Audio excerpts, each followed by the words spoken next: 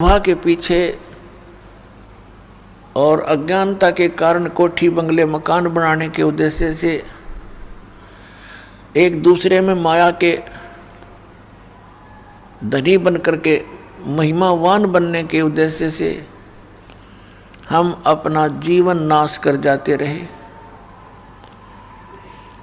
पुण्यात्माओं, ये कोई जीवन है? यहाँ पर सुबह उठे हैं, खाना खाया, फिर पेट के ही लिए, यानी इस शरीर को सुरक्षित रखने के लिए, जीवित रखने के लिए इसी में डालो, इसी से काम लो, इसी में डालो, इसी से काम लो। सामने सो, सुबह उठो, सुबह उठते फिर लग जाओ, फिर पड़ जाओ, फिर उठ जाओ, फिर पड़ जाओ, और पता नहीं किस टाइम जीव की अचानक मृत्यु हो जाए।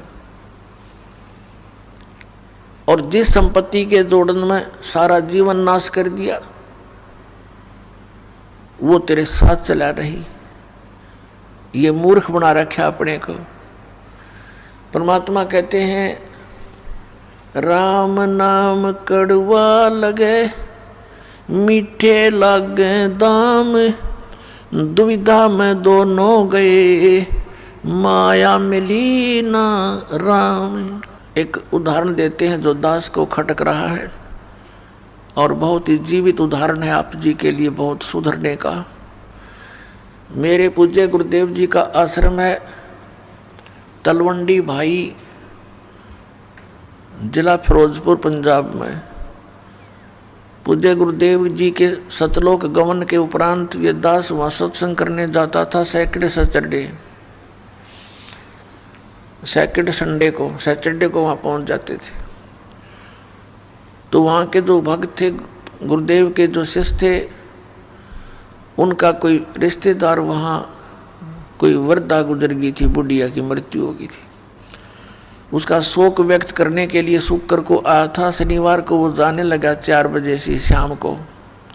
उन्होंने कहा कि आप जी आज रुक जाओ। सहपरिवार था वो, 4 सदस्य थे घर, वो पति पत्नी, एक बेटा और एक बेटी। छोटी आयु के थे बच्चे, 10-12 वर्ष के आसपास। उनसे कहा कि आप आज रुको रात्रि में, और सुबह सत्संग सुन के जाना। संडे को सत्संग होगा, रविवार को। उसने कहा नहीं, मुझे बहुत अनिवार्य है जाना, वहाँ चंडीगढ़ जाना है, मैंने बहुत अनिवार्य कार्य है, जरूरी काम है। उन्होंने कहा काम तो सारी उम्र ही करने होते हैं, आप सत्संग सुनो। वो कहता है सत्संग मैं सुनता ही रहता हूँ। फिर उन्होंने कहा कि सत्संग ऐसा आपने नहीं सुना होगा जो सत्संग कल सुनोगे। वो कहने लगा नहीं नहीं, आपको नहीं पता, मैंने वहाँ पर एक अनुबंध करना है, एक एग्रीमेंट करना है किसी पार्टी से, और उसमें मुझे लगभग 5 लाख रुपए का बेनिफिट होगा। यह सन 1997 की बात है। 1997 के 5 लाख, आज के तो 50 लाख समझ लो। बहुत समझाया पर माना नहीं, चला गया। अंबाला के पास एक बजरी का भरा हुआ ट्रक खड़ा था, बजरी का भरा हुआ। वो किसी कारण से उसके डिफेक्ट हो गया था, और उसको जैक लगा रखा था, पिछले व्हील निकाल रखे थे, जैक पर खड़ा था। और उसने तो उसमें वो 5 लाख दिखाई दे थे, कुछ ना दिखा आगे पाछे। और वो मारुति कार में 4 सदस्य थे। वह पूरी स्पीड से गाड़ी उस ट्रक के नीचे घुस गई। वो ट्रक पड़ गया, लगते हैं पहले तो समझ लिए होंगे झटके में, और पूरे के पूरे गाड़ी समेत वहाँ दब गए उस ट्रक के नीचे, और 4 मर गए। अब चाट ले उन 5 लाख के बेनिफिट ने सिर पर धर कर नाच ले। भगवान बताते हैं, राम नाम कड़वा लागे, मीठे लागे दाम, और दुविधा में दोनों गए, माया मिली ना राम। पुण्यात्मा,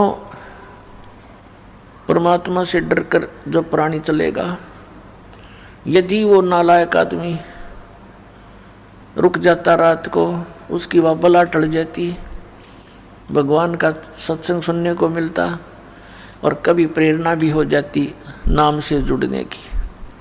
क्योंकि सत्संग में आने से हमारे अंतःकरण के मैल नाश होते हैं, हमारे ऊपर पाप चढ़े हुए होते हैं, जिस कारण से परमात्मा में अरुचि बन जाती है।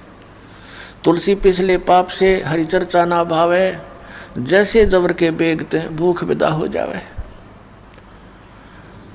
जैसे मलेरिया जबर के व्यक्ति को भूख नहीं लगती, कुछ खाने की चेष्टा करता है, रोटी आहार प्रतिदिन खाने वाला पदार्थ भी कड़वा महसूस होता है, उसको देखने की भी रुचि नहीं बनती। काजू सेब संतरे भी उसको अस्वादिष्ट लगते हैं।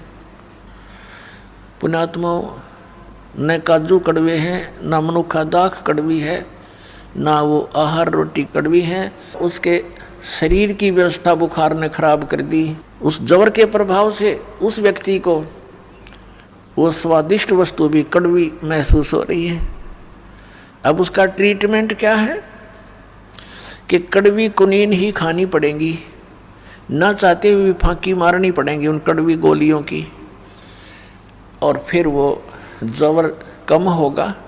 जितना जबर कम होता चला जाएगा उतना ही भूख लगती चली जाएगी। और पुण्यात्मा, एक दिन उसको इतनी भूख लगती है जब वो स्वस्थ हो जाता है, लुखी सूखी रोटी भी, सब्जी भी ना हो, कहता घर वालों को दे दे जैसी है, और खा जाता 3-4 रोटी बगैर किसी सब्जी आदि के स्वाद बनाए बिना ही खा जाता। इतनी भूख लगती है। पहले उसको एक ग्रास भी मुख की तरफ करना दूभर हो गया था। इसी प्रकार परमात्मा हमें याद दिलाते हैं